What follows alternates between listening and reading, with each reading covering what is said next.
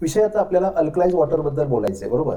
So basically 3 गोष्टी आहेत की ज्या आता आपल्याला आजारी पाडत आहेत. पहिलं म्हणजे हवा खराब आहे. पाणी जे आता आपण पितोय ते साठवलेलं पाणी पितोय.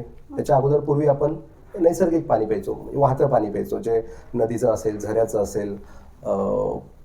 वाहतं पाणी म्हणजे पाणी ज्यावेळेस वाहत असतं, सो पाण्याचा बेसिक फॉर्म्युला आपल्याला सगळ्यांना माहिती आहे की पाणी म्हणजे H2O, राईट.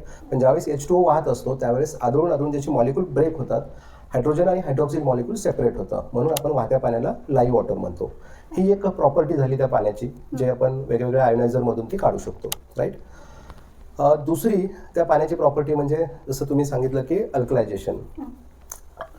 तर हल्लीच्या जीवनामध्ये आपलं खाणं म्हणजे फास्ट फूड झालेलं आहे. आपण कंटिन्यू फास्ट फूड खातोय, बेकरी प्रोडक्ट्स खातोय, डेअरी प्रोडक्ट्स खातोय. म्हणजे पाण्यासोबत तुम्हाला आता मी डाएटची पण माहिती चालू केलेली आहे, राईट. सो हे सगळं जे अन्न आहे आपलं ते सगळं ॲसिडिक अन्न आहे.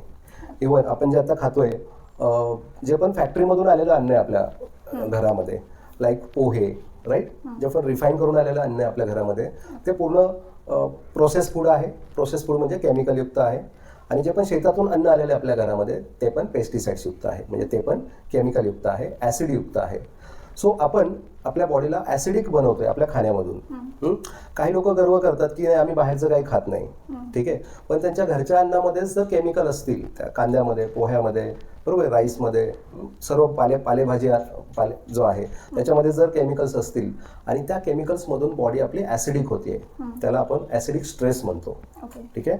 ॲसिडिक स्ट्रेस, ऑक्सिडेटिव्ह स्ट्रेस आणि डिहायड्रेटिव्ह स्ट्रेस हा एक असा दडून बसलेला राक्षस आहे, तो लवकर समजत नाहीये, ठीक आहे. आणि सामान्य लोकांपर्यंत अजून पोहोचलेला नाही. कित्येक आता डॉक्टरांपर्यंत हा विषय पोहोचलेला आहे की या बायोलॉजिकल स्ट्रेसला हँडल कसं करायचं. हा बायोलॉजिकल स्ट्रेस जर काढला आपण तर आपण आपल्या फॅमिलीला, स्वतःला हेल्दी बनवू शकतो आणि हेल्दी लाईफ जगू शकतो आपण, मेडिसिन फ्री लाईफ जगू शकतो आपण.